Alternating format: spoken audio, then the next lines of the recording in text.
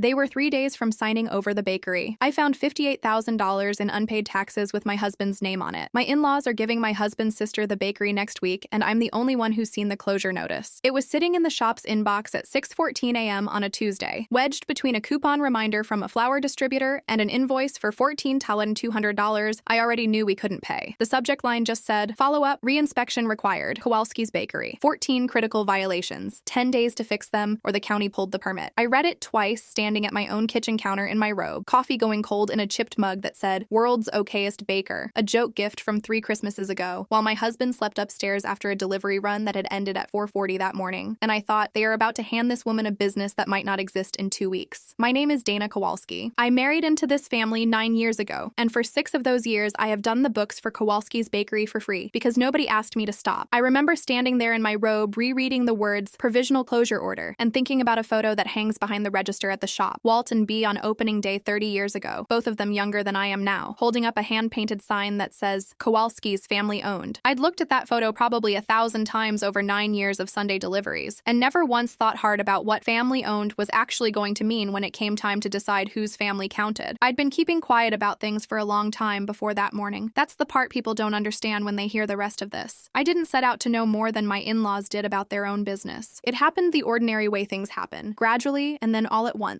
I met Nate 9 years ago at a mutual friend's barbecue, where he showed up 2 hours late, still in his flour-dusted apron because he'd come straight from a Saturday closing shift, and apologized so sincerely for smelling like a bread oven that I found myself charmed instead of annoyed. He brought a box of day-old cinnamon rolls as a peace offering to a party that had already finished eating dinner, and half the guests ate them anyway, standing around the grill because they were that good. I remember thinking that night that a man who cared that much about something as small as a cinnamon roll was a man worth paying attention to. I still believe that. It's just taken me 9 years to fully understand what it costs him to work for people who don't believe the same thing about him. Walt and Bea Kowalski opened the shop 30 years ago, back when the strip mall it sits in still had a video store on the corner. My husband, Nate, grew up smelling like proofing dough and burnt sugar. He started running deliveries at 14. By the time I met him, he was doing everything. 4 a.m. mornings, wholesale runs to 2 cafes and a hotel, closing out the register most nights, for a salary that hadn't moved since I'd known him. Walt called it learning the business. He also called it, more than once, in front of relatives, something Nate does until he grows up and gets a real job. Nate laughed it off every time. I never did. Their accountant, a soft-spoken man named Frank Iverson, who'd done the shop's books since the Clinton administration, retired 6 years ago. Nobody replaced him. Bea asked me, I have a business degree and I'd just left a bookkeeping job to freelance, if I could just help out for a season while they found someone. I said yes because I liked being useful to people who I thought, at the time, liked me back. The season never ended. I built their spreadsheets, filed their sales tax, reconciled their bank statements every month, and never once sent an invoice, because every time I brought it up, Bea would say something like, "Oh, Dana, we're family," in a tone that made asking again feel greedy. Paige is Nate's younger sister. She works the register 2 days a week and runs the shop's Instagram, A Kowalski Sweet Life, 44,000 followers deep, all lit croissant photography and captions about the family legacy. She has never closed alone. She has never done inventory. She has, as of that Tuesday morning, never once asked me a single question about the numbers she was about to inherit. There are small, ordinary things that made all of this bearable for longer than it should have been. Bea's kitchen always smells like cardamom, no matter what she's actually baking. Walt keeps a coffee can of loose screws on the shop's back shelf that he's never once used and refuses to throw out, in case. Nate still calls his mother every Sunday morning to ask what she needs from the grocery store, a habit he's had since he was 19, and I used to find it sweet before I started finding it sad. The same reflexive loyalty, week after week, aimed at people who scheduled a business handover without telling him the date until it was 3 sentences into a dinner toast. Our dog, an elderly beagle named Biscuit, who Nate swears predates the shop's second oven, sleeps under the kitchen table every night we eat there, waiting for crumbs that Bea always, without fail, pretends not to drop for him. I never once resented doing the books. I want to be clear about that, because it would be easy to tell this story as a woman keeping score the whole time, and that isn't how it felt from the inside. I liked being trusted with something. I liked understanding a business better than anyone else in the room. I told myself for 6 years that the recognition would come eventually, a raise, a title, even just Bea introducing me at a party as our bookkeeper. Instead of Nate's wife, she's good with numbers. It never quite arrived. I kept doing the work anyway, the way you keep watering a plant you've stopped expecting to bloom, just because stopping feels like admitting something you're not ready to admit. There's a specific memory I keep coming back to, from 4 years ago, that I think explains the shape of this whole family better than anything else could. The shop's point-of-sale system crashed the week before Mother's Day, their busiest weekend of the year, and I spent 2 full nights rebuilding the sales database from bank deposits and handwritten register tapes so they wouldn't lose the holiday. Walt thanked me with a hug and a box of day-old croissants. 3 weeks later, at that same Sunday table, he told a cousin visiting visiting from out of state, a long, admiring story about how Paige had saved the whole weekend by suggesting they take cash-only orders at the counter, a suggestion I had made to her over the phone at 11 o'clock the night the system went down, so she'd have something to say to customers while I fixed the actual problem in the back office. Nobody in the retelling mentioned the office. I sat there smiling and passing the potatoes and told myself it didn't matter who got the credit, as long as the work got done. I believed that, mostly. I believe it a little less now. The dinner where they announced it was 2 Sundays before I found the closure notice. Pot roast, the good tablecloth, Walt clinking his glass with a fork like we were at a wedding. We've been talking to Gordon, their lawyer, about the future of the shop, Walt said, and we've decided it's time to put it in writing. The bakery goes to Paige. Full ownership, the LLC, everything. We're signing the papers in 2 weeks. Nobody looked at Nate. I watched my husband's face do the thing it always did. A small flinch, gone almost before it landed, like he'd trained himself out of reacting years ago. He said, "That's great, Dad. Congratulations, Paige," and meant about half of it. And Paige squeezed his hand across the table and said she couldn't have done it without him showing her the ropes, which was a strange thing to say about someone who trained her for exactly 1 closing shift in March. Later in the car, I asked him if he was okay. He shrugged in a way that wasn't an answer and said, "It's their business, Dana. It was always going to go to one of us eventually." He didn't say which one of them he'd assumed it would be. He didn't have to. I told myself it wasn't my place to be angrier than he was. I told myself that a lot that fall. The first strange thing happened 4 days after the dinner. A man named Rick from Callahan Milling called the house. Not the shop, the house. Because I'd apparently once given him my cell number for a Sunday emergency, asking, politely but firmly, about a check that had bounced. Flour and dairy, $14,200. Net 30 turned, net 90 turned. Are you people still in business over there? I told myself it was probably the bank's error. Small operations mix up transfers all the time. I logged into the business account that night after Nate fell asleep, and my stomach did something small and cold when I saw the balance, $1,240. There should have been closer to $11,000 based on what I'd reconciled 2 weeks earlier. I found the merchant cash advance 3 days after that, a $60,000 advance Walt had taken out 8 months ago against future card sales, at a factor rate that worked out to something close to 38% APR once I ran the math twice to make sure I wasn't wrong. Bi-weekly automatic withdrawals of $2,300 straight out of the operating account, whether the shop had a good week or not. Nobody had told me about it. I found it because I was the one who noticed the account draining itself on a schedule that didn't match payroll. My hands were shaking a little by the time I closed the laptop. I told myself it explained the bounce check, at least. A number, a reason, a fixable problem. I didn't tell Nate that night. I told myself I was still confirming it. I tried to fix the vendor problem myself first, quietly, the way I'd fixed a dozen smaller problems over 6 years without ever mentioning them at dinner. I transferred $4,000 from our own savings into the shop's operating account the next morning, before the bi-weekly cash advance withdrawal could hit, and called Rick at Callahan Milling to tell him a partial payment was coming, and the rest would follow within the week. He was kind about it, in the resigned way of a man who has heard that sentence from a lot of small businesses right before they stop being businesses. "Just don't let it get to 90 again," he said. "I like you people. I don't like writing off accounts." It bought exactly 11 days. I watched the balance I'd padded get eaten by the next automatic MCA draw and a payroll run I hadn't been told was short-staffed and therefore short-covered. And by the following Thursday, the account was back under $2,000, as if my $4,000 had never touched it at all. I sat at my desk that night with the reconciliation open and did the thing Priya would later tell me was the single most common mistake she saw in family businesses. I tried to patch a structural hole with a personal one. $4,000 of our own money gone into an account with a $60,000 leak in the bottom of it, and nothing to show for it but a slightly later bounce, and a fresh, colder understanding of how much worse this actually was than I'd let myself believe. My stomach dropped in a way that had become almost familiar by then, and I remember sitting very still at the kitchen table for a long time afterward, not crying, just doing the math over and over as if a fourth or fifth pass might change the answer. Paige posted her record month graphic 6 days after the dinner, a pastel infographic, swirly font, a photo of a case of macarons artfully backlit against a sunset filter. So proud of what this family has built. Biggest month in Kowalski's history, onward and upward. 2,000 likes by lunch. I sat with my laptop open to the actual sales report from that same month and felt something curdle in my chest that wasn't quite anger yet. Revenue was down 11% from the year before. It was the third consecutive losing quarter. I went looking for what had paid for the photo shoot, the backdrop, the florist, the collab with a local candle brand, and found $900 in the past year alone, coded in the books as marketing, pulled out of the same account that couldn't cover flour. I told myself it was marketing. Businesses spend money on marketing. I told myself that twice, out loud, to an empty kitchen. The way you say something you don't believe to see if it sounds true coming out of your mouth. It didn't. Then came the Tuesday with the email. 14 critical violations. Improper cold holding temperatures, a hand washing station that had been out of service since a leak in March nobody fixed, evidence of pests near the dry storage, expired food handler certifications for 2 employees, including Paige, age, 10 days. A prior note in the file, which I found only because I clicked into the county's portal out of morbid curiosity, referenced 2 earlier complaints over the past 18 months that had been resolved with warnings, not fines, meaning this was not, as I'd assumed, coming out of nowhere. It was a pattern the county had already been watching. I called Nate downstairs before he'd even had coffee and showed him the screen. He read it twice, the same way I had, and said one word, 14. Then he sat down at the table and put his hands flat against it, like he was steadying something that wasn't there. I want to be honest about what I did next, because it's the part I'd take back if I could, even though I understand why I did it. I didn't go straight to Walt and B. I went to my sister-in-law's Instagram comments instead, quietly, in my head, and thought about every biggest month in Kowalski's history post, while a hand-washing sink sat broken for 4 months, and I let myself be furious for exactly one evening before I made myself useful again, because fury doesn't fix a balance sheet, and I am, before almost anything else, a person who fixes balance sheets. I tried to raise it carefully. I called B the next afternoon and said I'd noticed some things in the books that concerned me. The advance, the vendor payment, maybe we should talk before the signing. B's voice went flat in a way I recognized from 30 years of Kowalski Sunday dinners, the tone she used on people who were about to be reminded of their place. Dana, she said, I know you've been a big help with the numbers, and we're grateful, but this isn't your business. It's family. Let us handle it. This isn't your business. 6 years of unpaid ledgers, and I wasn't allowed in the room where the actual decision got made. I hung up and sat in my car in the grocery store parking lot for 11 minutes before I could make myself go inside and buy milk like a normal person having a normal Wednesday. I tried Walt directly 2 days later, thinking he might listen where B hadn't. He was the one who'd actually built the place, after all, brick by brick, before B had even come on as a partner. I caught him alone in the shop's back office on a Friday afternoon, surrounded by the smell of the day's last sheet of cinnamon rolls, and told him, as gently and specifically as I could, that I thought the transfer needed a second look before anyone signed anything. He didn't get angry. That was almost worse. He just looked tired, the particular tiredness of a man who has decided a conversation is over before it starts, and said, Dana, I appreciate everything you've done for us, I really do. But Paige is my daughter. This is a decision B and I get to make, and we've made it. I need you to trust that your father-in-law knows what he's doing with the business he built. I'm not questioning that you built it, I said. I'm telling you what I found in it. We'll look at it after the signing, he said, already turning back to the invoice on his desk, which I noticed, and hated myself a little for noticing even then, was 3 months overdue from a paper goods supplier. One thing at a time. I drove home that afternoon with my hands tight on the wheel the whole way, replaying one thing at a time, like a stone in my shoe, and I remember thinking very clearly that I had exactly 9 days left before there wouldn't be an after the signing to look at anything in. The next red flag had nothing to do with Flower or Instagram. It came from a folder I'd been putting off opening for 2 years, because it was boring, because it was Walt's handwriting, because nothing about payroll paperwork ever seemed urgent until it was. 3 years ago, when Walt had hip surgery and couldn't get to the bank for 6 weeks, he'd added Nate as an authorized signer and co-officer on the shop's payroll account, a formality at the time, so someone could sign checks while Walt recovered. Nate had signed a form. He hadn't read it closely. Neither, honestly, had I, back then. What that form meant, I learned from a woman named Priya Anand, a CPA with 22 years in restaurant accounting who I found through a friend and paid, out of my own pocket for a single consultation, was that Nate now qualified